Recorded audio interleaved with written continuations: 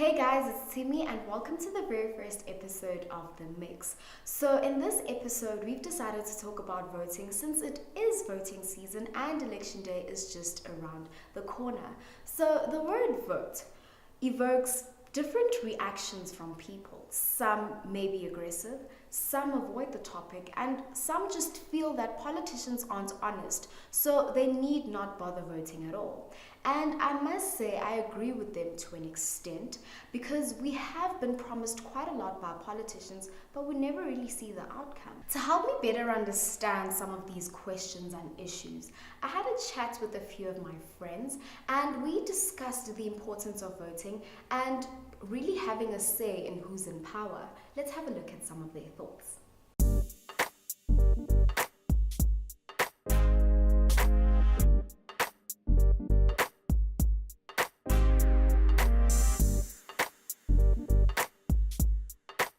So to start us off on a light note, did you register to vote? Well, yes, I did. Kago? I did too. Khanyi. No, I didn't. Why? No, because I just feel like, the government is just not doing enough for the youth. Yeah. So I didn't register to vote. And, I didn't feel the urge to register to vote. And everything is just so outdated and for like our grandmothers and our mothers. And it's like, where does it leave us? Okay, so when did you register to vote? No. Number one, there was something at home. And number two, I was just not motivated. Motivated to go and register to vote. Yeah, it was, The reason I registered to vote is because I think there's been too much bloodshed for me not to go and vote. I think as an African child, it would be disrespectful not to. Yeah, true. And I stand for that because our grandmothers fought for us to actually vote. It's actually a huge thing for us black people because back then they complained or never saw that opportunity we're not registering. So what's the point? It's like our parents, mothers, grandmothers, but for no it's all reason. in vain, right? Literally, that's how I feel. So I feel like me registering is doing a duty, but who I put in is very important because it doesn't only affect me, but it affects the people around me. So, you're going to vote for a certain party, right? But then do you feel like they're doing the duty they should? Because you feel like you feel the duty to vote, right? Yeah. But you feel like the political parties are putting in the duty to make us vote for them. To answer your question about if political parties have motivated us to vote, for me, I think I shouldn't be motivated. It's intrinsic. I should feel the compulsive need to go and vote. The decision is then who do I vote for? And I would be lying to say that parties have made me want to vote for them, but not to vote would be a disservice. So I have to vote for someone. If it means voting for change, that's what I have to do. Or if it means voting for the devil that I do know, then that will be something I have to do. But not to vote is not an option. Do you feel that political parties are a bit outdated when it comes to the youth specifically? Now we're dealing with the youth. I think the concepts of political parties is not outdated. That's how a democracy runs. I think, are there political parties that cater to the youth? No.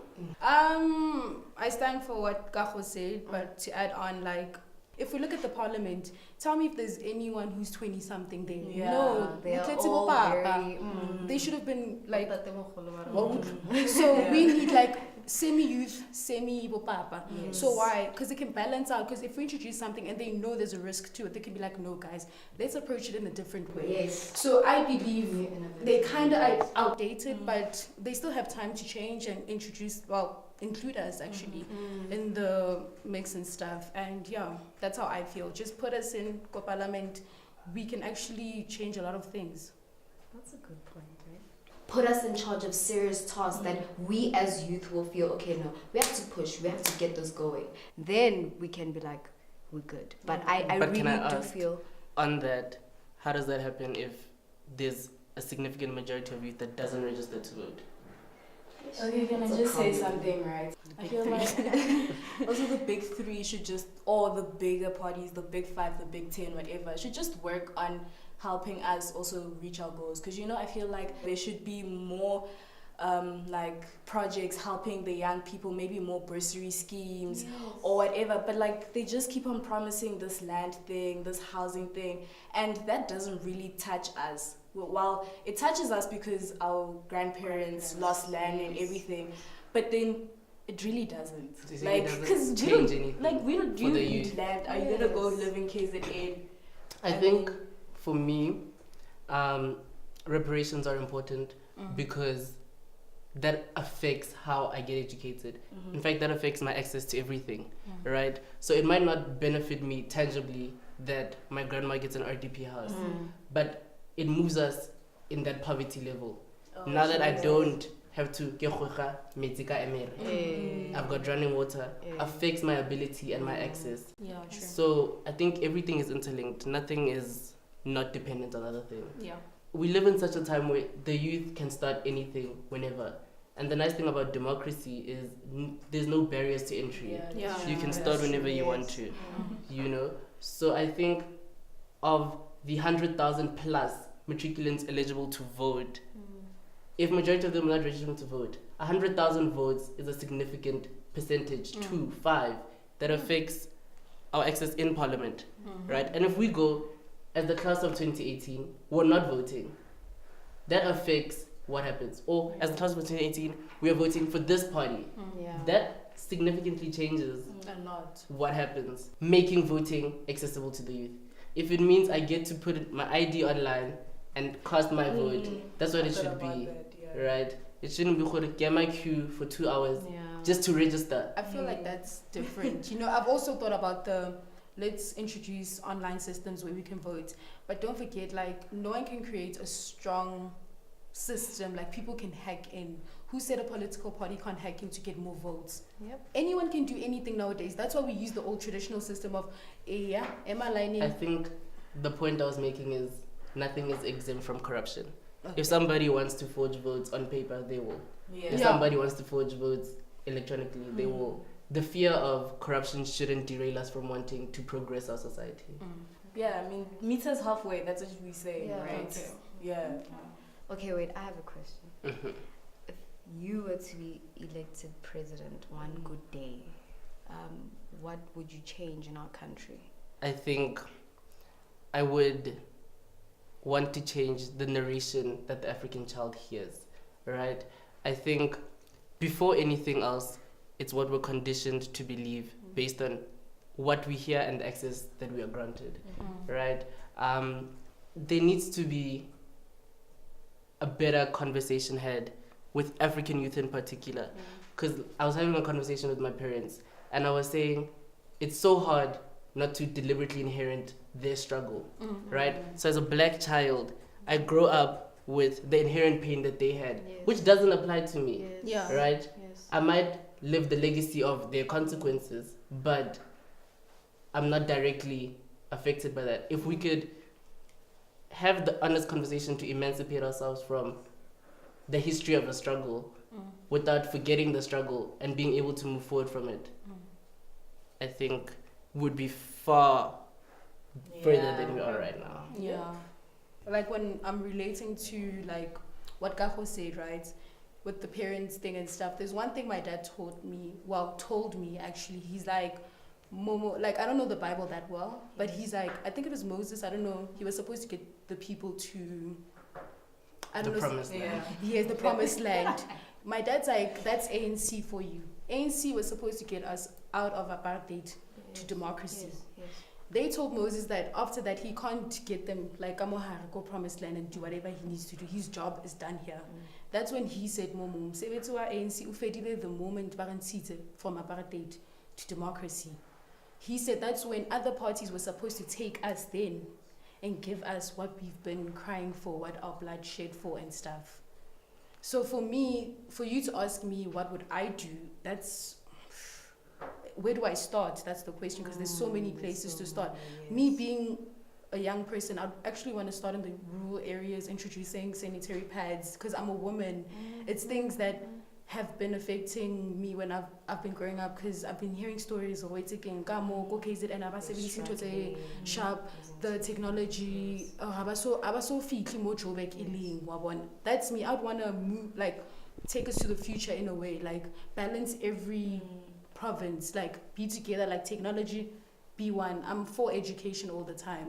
That's one thing I want to change. Service delivery jobs, after to be an entrepreneur. I think for me it's just, changing justice system a bit for me, towards anyone that hasn't been treated right. I feel like justice in our system, a lot of people don't get justice. Someone commits a crime and they get away with it so easily. So I think for me that would be one thing for me, because people should get justice. If a person commits a crime, it's a crime and you should get punished for it. That's how I feel. That would be that. Especially like famous people, politicians. Yes, they really definitely need to get away with be held accountable. They really need to be held accountable. Yes. Yeah. But do you guys know that without, like, you guys not registering to vote, you guys actually can't complain about anything? Yeah, I guess. Yeah. So. Because you guys, the moment you said, I'm not going to register, it's you saying, I don't care about... accept anything. I accept anything. But I didn't say I'm not going to register. For me, I think a lot of things happened all at once in my life. That last week when we were supposed, that closing week, yes, I was like, okay, I'm going to register. And everyone was like, yeah, I must go register. And I'm like, yeah, I'm going to go register.